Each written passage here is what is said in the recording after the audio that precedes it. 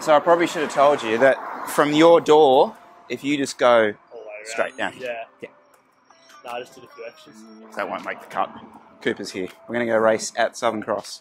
We are on the iPhone today. Full iPhone, okay? So let me know what you think of just the whole sort of situation, all right?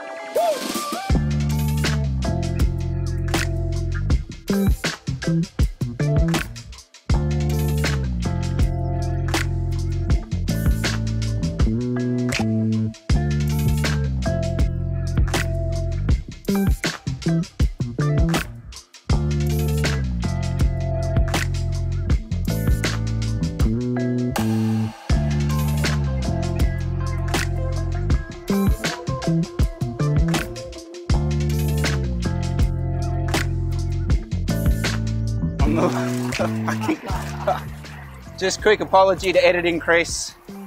Yes, I realised that was shooting on the wrong lens. Cadence on there, some usual crap that I do. So basically it's just a big nostril shot of me.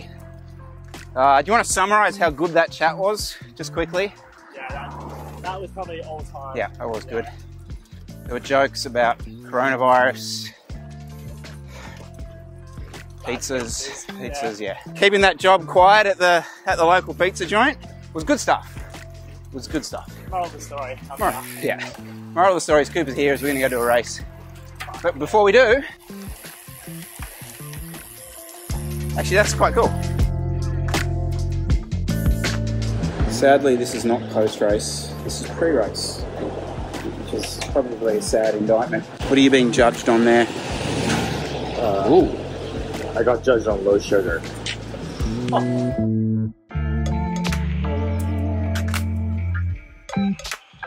So please, at all times, ride with your hands on the bars, ride safely. I'm sure you all want to do that anyway. Ride within the white lines. There are, say, 2 primes. There's money for those. I think it's $50 for a prime. And there's good money for first place, second and third. So welcome back to Waratah Park. We have featured this course and this race in the past. It was the one actually we were talking about cadence a little bit, but this race, guys, was very different for 2 reasons. Much bigger field, so I think we're talking sort of 40 guys, and a much longer race. So this was a full hour. This is normally just 20 minutes. I'm just going to play the last lap, guys. Look over towards the left, look at the fluoro bike going on the inside of that corner, going down there. Now, I don't want to show that just for like crash purposes. What I want to show you there that for is like that kind of sends us into a bit of a panic. It looked like it was going to come to a sprint towards the end, so we were kind of keen to give Cooper a bit of a shot, maybe just have a bit of a practice at trying to position him and all that kind of stuff. So as you can see, that's kind of sent the cat amongst the pigeons to the extent that this is completely disorganized. So Jesse is chasing Cooper back on. And where is Chris currently? Well, Chris is actually on the front of the bunch driving it. Well, you know, doing whatever. But like, because now I am peeling off to the right, looking across going, oh, the boys are back here. Anyway, turns out Jesse does a pretty bloody good job, as does Leo there, as you can see, sort of getting the guys back up in position and coming into, what are we looking at here? The last sort of 300 meters-ish uphill. We are in a pretty good spot. In fact, the winner is just up there in pink. So pretty good position. Now, what I want to do is just, now this is like, I'm far from anyone to pick sprints apart, but this is based on a chat I had with Cooper after the race about what he kind of thought about it. So coming up here is really the key decision point for him. Jesse's carrying a heap of speed. Look at this speed Jesse's bringing Cooper up with. And Cooper makes a decision right now to use that speed to cut up the inside. But there's no inside. He has to check himself. The winner there in pink obviously gets the jump. He manages to keep the speed and sprints away for a really, really good sprint win. But let's have a quick look just at that moment. So he's got all this speed. Look, 42 k's an hour coming up the hill. If he maybe carried along around the right with Jesse, he maybe goes around the outside, but he decides to use the speed up the inside, and there is no room. I kind of find this stuff really interesting looking at it, because it's not necessarily something that I'm involved in a lot, but it's cool to kind of look at it. And there's the guys sort of congratulating each other afterwards, which I think is pretty damn cool. Well, it was an hour race instead of 30, which is what we're used to. But it was tons of fun. There was a little crash in the last lap, but everybody's safe. I think we were at like maybe a top 5. Do you reckon you had your camera on for the crash? I did. Yeah. Yeah. one time I've actually got it right. Nice. That was good fun.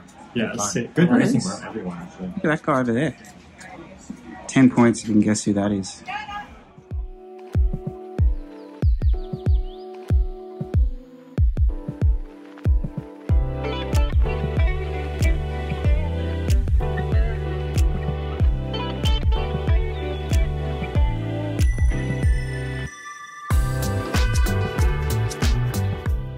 So the big question, Cooper. This is it. This is. Hang on. I got to record this question. This is what it all comes down to.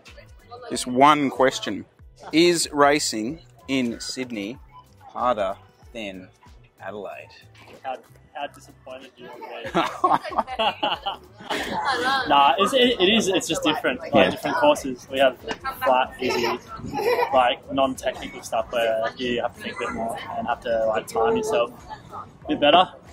In terms of competition, we're pretty lucky down there. Like, with the track guys, good range of NRS guys as well. So it's pretty even. But I'd have to give it to Adelaide, I reckon. Yeah. All right. Fair enough. Whatever. Put us in our place. Still haven't won a Sydney Crit though. No. True.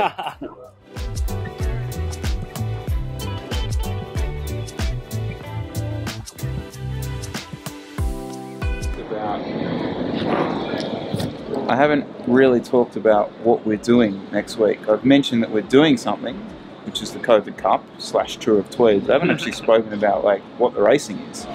So I don't know. Do you want to have a quickly run through what we're looking at here, mate? It'd be interesting to see how all these like stages just pan out, because they're 9 individual stages, so people are going to want to attack it pretty aggressively.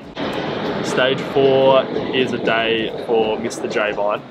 We have a 120k road race with a hilltop finish. It's about between a 3 and 6k climb at the end, and it gets real tough towards the top. So yeah, I reckon Jake could go real well on that one, but we'll have to wait and see. Later in the week we have a long day, 160 plus k day, and that one has some big long climbs in it. So 7 days into a tour could be pretty interesting to see how everyone's legs play up.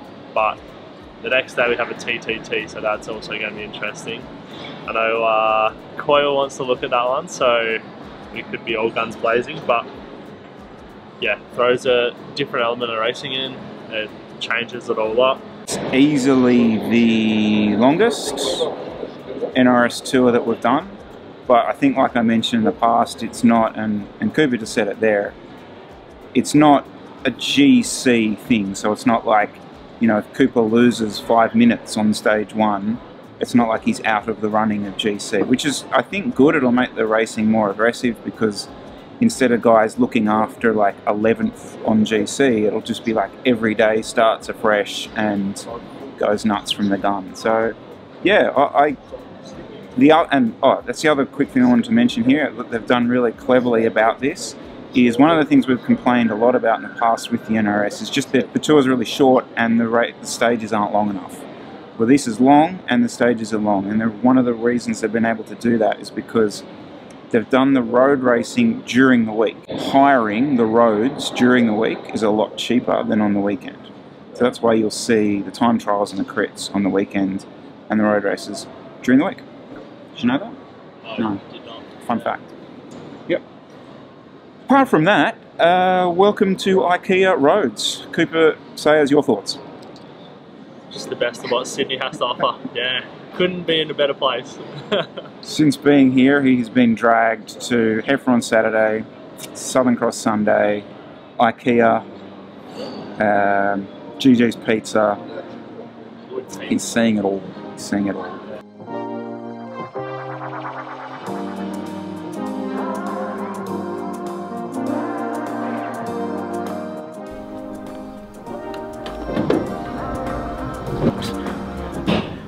Poor old Cooper's living the dream, isn't he? Hanging out with me in Sydney, going to IKEA. Now, moving on, you guys did mention, well, I did ask you guys, do you want to hear a little bit about the logistics going into the COVID Cup? So I thought, let's do it. Let's have a quick chat just about how this is going to play out, okay? One of the biggest challenges talking about this subject, and I really want you guys to take this in mind when I'm talking about this, is just that everything and everybody is different. Like every race will be funded differently, every team will probably do the funding differently, and more than that, every team will probably do every race differently, and then it will change from year to year because obviously budgets change and things like that. I suppose my point is to isolate this one race, this one really unique race, is not a great average of what I suppose domestic racing can be across the spectrum and across all the teams. But with that said, I did promise you some gory details of the COVID Cup. Sorry, Tour of Tweed. Yeah, so basically what we're looking at is around $2,500 per rider for really the 10-day period, which is 9 days of racing. Now, the uniqueness of this race is just extraordinary, but one of those uniquenesses is we're taking the entire squad, so the 10 riders to that event. So you can do the maths around that. Now, when I say that that is the budget, that is merely the budget for the race entries and for the accommodations. But that, of course, doesn't take into account all the other things that come into play in a bike race. For example, let's talk logistics, okay? So the majority of the guys, there's only one person coming from Queensland. We'll leave you aside, Ben, for the moment. Everyone else is basically going to come to Sydney, and then we will travel in our travel bubble from there up to the race.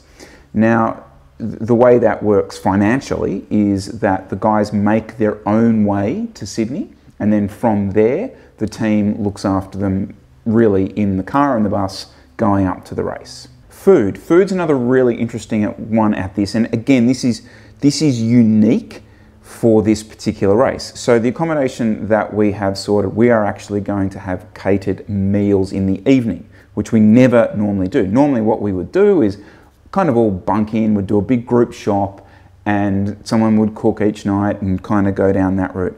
With just I'll get into the COVID protocols and stuff probably in a different date, but essentially really only one person can leave and go to the shops and do that kind of stuff. So what we thought would be better is to try and get a caterer for that particular circumstance, which again will up the price.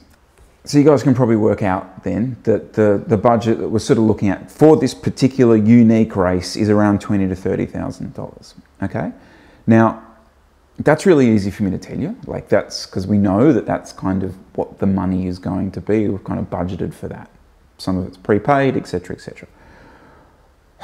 But the thing that's really hard to get across is just the time. I don't mean that to sort of come across as like to scare people about getting involved in this, because look, honestly, like for the first year or two of doing this, we were just making it up as we were going, and it was a borderline shambles, but we got there and we had fun and we, won a couple of races and it was great. But whilst it's really easy to give you a bottom line number about what that's going to cost, the cost is very different. The cost is the time. I don't think this is the right vlog to go into like how the team is funded and all that kind of stuff, but I will very much say that the guys on the back of our jersey, like KOM Financial Advice, they are financial partners in the team. They give us money so we can race bikes, and Dan's a huge supporter of bike racing. You see him putting on a race series up in Queensland at the moment. So, it's important to say that whilst you guys see the Devels, the Campags, the Raphas, all this kind of stuff on the guys wearing it, the guys that actually keep the bike team moving forward are the financial partners. I really want to vlog this race, but I don't know how this is going to work. So there is no way to there's no way to bring cameras to the race. I don't know if there's even going to be media at the race. I mean, I don't even know if we can run bike cameras. We can probably use a camera back at the accommodation to talk, but then I'm not sure how exciting that content will be. I just don't know. So watch this space, all right? And what I really want to try and get across is just how the whole like COVID thing is working with being amateur team, and kind of kind of come at it from that angle. But again, I just don't know if it's going to be something that's achievable in that space up there. Guys, thank you very much for requesting me to do this. I like talking about it. I like being open about what is happening domestically, how the team operates, all that kind of thing. Probably the best way to do this in the future is just put more questions below, and if I don't get to answering them in the comments straight away, I'll try and do them in front of everyone, okay? So yeah, I don't know when you're gonna see me next. I will have a mask on probably, that's guaranteed, all right? Thank you so much, and do hit that like button, guys, all right? Talk to you soon, man.